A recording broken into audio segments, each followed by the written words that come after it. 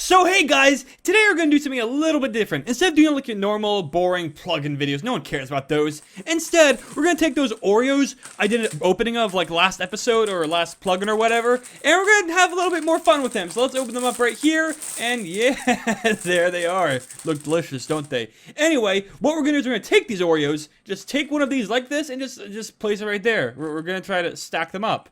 You see, the goal is to try and stack at every Oreo in this package on top of each other. Till infinity, pretty much. So yeah, pretty awesome, right? This is the entertainment you guys came for. Yeah, awesome. Well, I mean, I guess while we're waiting for this to like finish, we can also do something else. So right here I have a project with the game over core in it, and I also created like a new plugin called the Retry upgrade, a plugin that upgrades the retry settings and stuff. What it does is it allows you to take your like retry battle thing, when you hit the retry battle thing, instead of taking you right back to retry that battle, it instead gives you this option right here to manage your equipment, open your options, and then do stuff. So like, yeah, and then you can manage all your stuff, fix up all your thing you want to do, and then hit the start battle. And then it'll start the battle right where you left off, just like that. So essentially what this plugin does is it takes your retry system, gives you more options for that retrying system before starting the battle again, and lets you manage them for the player and stuff. So yeah, let's get straight into learning how to make it work. To start, you can set up a BGM to be played in the background of that scene when you're going. So for example, you could do something like Battle 2, like that. Whoa, yeah, there we go. Input a volume maybe like 70, a pitch of 100, and maybe a pan of 0. And that'll make it so Battle 2 is played in the background of that scene. Next is the actual background of like the image background thing, you know, where you place an image in the background. Simply place an image in some random dude, game over like this, then input its file name into the thing just like that, and there we go. And now once we enter that retry scene just like this, we'll find this background image used in our thing. So yeah. If you want to make that background scroll to make it just a bit more animated, simply input an X and Y speed right here. So for example, we can set 4 for the X speed. And then once we go into that retry scene, wha-bam, scrolling background just like that. So yeah, awesome, cool, amazing. Yeah, woohoo, okay. Back to the important part of this video, the Oreo stacking. As you can see right here, I've stacked up quite a bit in that time we were like discussing the retry upgrade. So we're actually going on to the second row right here, part 2, let's go. Let's actually take one of these Oreos and once again, continue stacking them up just like this. Yeah, oh my gosh, yeah, so, yeah.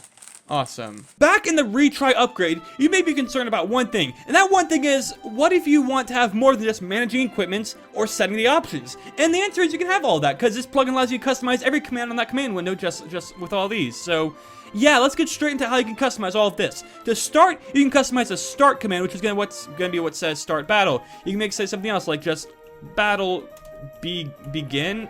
Yeah.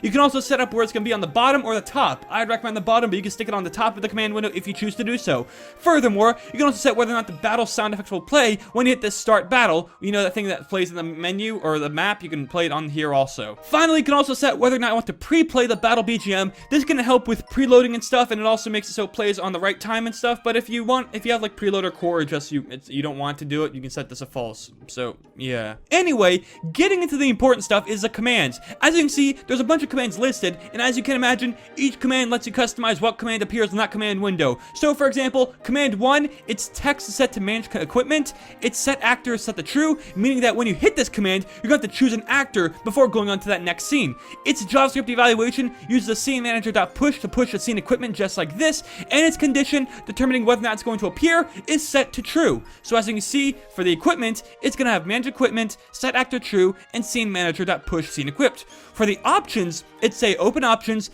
and you're not going to choose an actor for the options since you don't need one, and then it's going to do scene manager.push scene options. Now going down to command 3, as you can see, there's actually a third command already set up and ready to go, which is a manage skills, which obviously lets you set manage skills, set actor to true, pushes a scene skill, and its condition is set to false so it doesn't appear.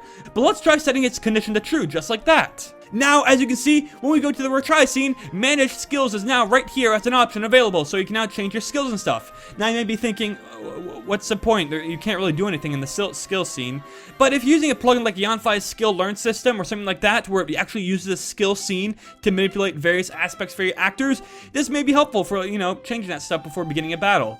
For example purposes, let's try setting this up with Yanfi's class change core. First, let's find a fresh new command section right here, so command 4, we'll set the text to manage classes, just like this. We'll set the actor to true since we want to set an actor before going to the class change scene, and we'll set the evaluation to be scene manager.push class scene class. So scene class, which is a class of the scene class used by Yanfly's plugin, just like that. And so now, as you can see right here, the Manage Classes option is now available, and if we click on it like this, it'll let us choose an actor and go to the class change scene, just like this. So, yeah!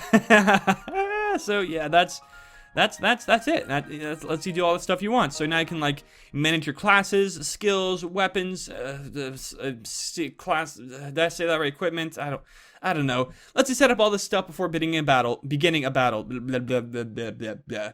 But yeah, so, that's about it for this plugin. Now back to the important part of this video.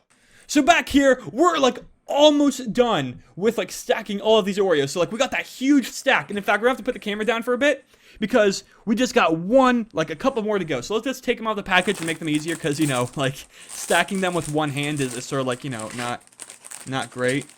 But yeah, so, how are you doing? Doing good? I'm doing good. Yeah, so anyway, we got this ready to go. As you can see, there's only 4 Oreos left until we have this entire thing stacked. So yeah, we're just gonna carefully